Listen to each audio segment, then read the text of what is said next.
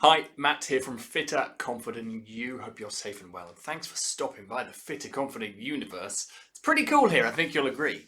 I woke up inspired to talk about bulking today, eating specifically to bulk, and how you complement your workouts with the food you're eating. So, hey, let's get started. First things first, mindset. Now, that might sound like a strange thing to talk about because you might have come on here just waiting for me to go, you've got to eat all the food. But actually, to really help set you up for success, it can really help to get your mindset and your mind in the right place, because we live in a world where people are praised for being continually on diets or skinny or slimming. Heck, there's even a company called Slimming World, i.e. you want the world to be slimming. What? So when we start thinking about eating to grow and build strength and muscle and size, it can mess with your mind a little bit and be that sort of discordance of, is this the right thing to be doing? Why am I doing this? So let me reassure you, it's okay to take up a bit more space in the world. It's okay to fuel your body for energy, for strength, for growth, for size, all of these things. I promise it's a-okay. You may come up against these feelings. You may not when you start. It's more likely if you have been dieting or slimming beforehand. I hate that word slimming, can't believe I said it again. Losing weight, losing fat is the best way to describe it beforehand, because then all of a sudden you've been eating and celebrating getting slimmer and losing fat. And then you're like, well, hang on, now I'm going to eat and surely all the fat will come back on. Not if you do it carefully, which brings me to my second point. As with everything I do with all of my clients in the Fitter Confident universe, take it slow. What's the rush? There's no rush. There isn't any rush. You might have tried bulking, eating more before and gone, okay, so you might even actually have used one of those online calculators to work out what you need to be eating. And it says 3,000 calories. Right, 3,000 calories. Got it. And then you try on the first day to eat 3,000 calories. It's a slog. You're bloated, feel sick, you don't know where you're going to get the other food from, you go to bed feeling full and stuffed. It's not pretty, you don't enjoy it, you don't stick to it. I get that. This is why baby steps work so well. With anything, layer it in bit by bit. So, of course, I can help with this, helping set you some sensible targets. Whatever, whether you're doing it by yourself or with me, go slow. So, figure out what you have been eating recently. There's a great free app called MyFitnessPal. There are loads of other ones. They track your calorie intake. No, come back. You don't need to be scared of tracking calories because it's not something you need to get obsessed over. It just puts you in charge and helps you understand and appreciate the total volume of calories. And we'll come on to the other bits, the protein, carbs, fats, in a second, of what's in your food. And once you know that, you can then start to make sensible adjustments. So for example, if you track your food for a day or two and think, okay, I'm coming out, I'm eating about 1,800 calories a day. Of course, if you suddenly try to hit 3,000 a day, I mean, come on, it's almost double. Just add 150 calories and see how that goes.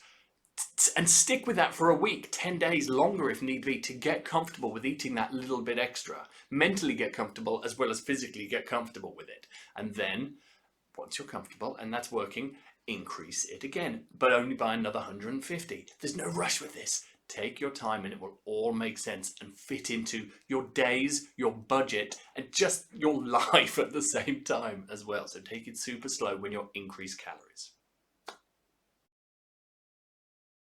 Okay, so when you start, as I said, go slow. Only increase by a little bit. Get comfortable bit by bit, then increase again. Bit by bit by bit by bit by bit. Baby steps are the best steps. They'll always get you where you want to go, but they're never off-putting. Then, as you get into it a bit more, you can start to dial into it to make it even more precise and work for you better by better. That's not a phrase, but I'm going to keep it in because I like it. So, within every calorie, pretty much, are protein, carbs, and fats. These are called macronutrients. These are what make up the food that we eat. Of course, some have much greater proportions. Well, something like olive oil is just fat, but most foods have a combination of protein, carbs, fats. Now, as you bulk, it can be handy to make sure you're eating enough protein. You've probably heard about that, but also carbs. No, don't be scared. Carbs are your friend. How do they work? So carbs give your body the energy to do the work, and protein fuels your muscles for growth, repair, strength, all that good stuff.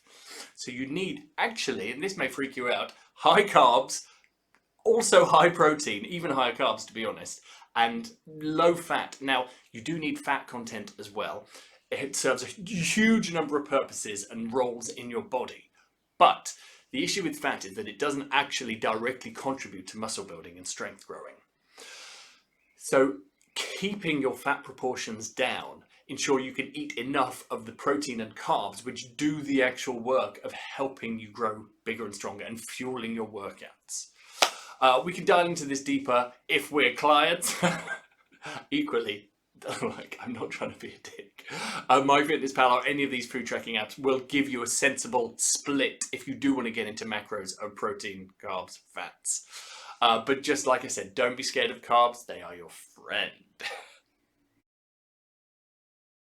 Okay, finally, a couple of tips to help you literally get started with what to eat. So to increase your carbs, grab a bowl of porridge or oats or whatever you want to call it, oatmeal.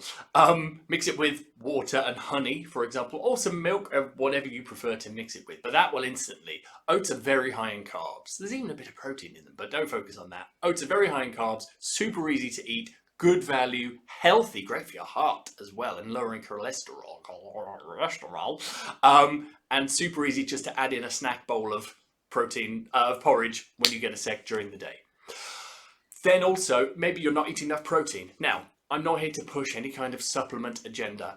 The only supplement I really take and like is a protein shake. And I don't even think of it as a supplement because it's just food. It's convenient, healthy, tasty, good value food that fits into your, again, life diary handbag. Do you remember that? So get a protein shake down you. They taste nice now, I promise. I know they used to taste awful. They taste nice now. Most of them are pretty good in terms of the nutrient value, the quality.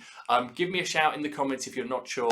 The company I prefer to use is Bulk. It used to be called Bulk Powders, called Bulk. Really decent quality products. Great customer service as well, which I always appreciate.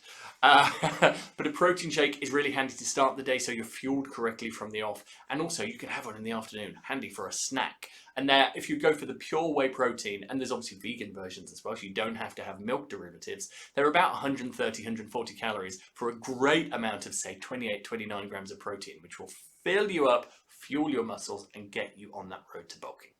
So there we go. Hope that helps. Give me a shout. Let me know in the comments what you think. Subscribe, click follow so you see all the latest videos in the Fit and Confident universe that are both educational and entertaining. They're edutaining. Thanks so much for being here. Loving being able to help and support and just grow this amazing community. You guys are the best. Have an amazing day. In fact, have a fitter, confident day.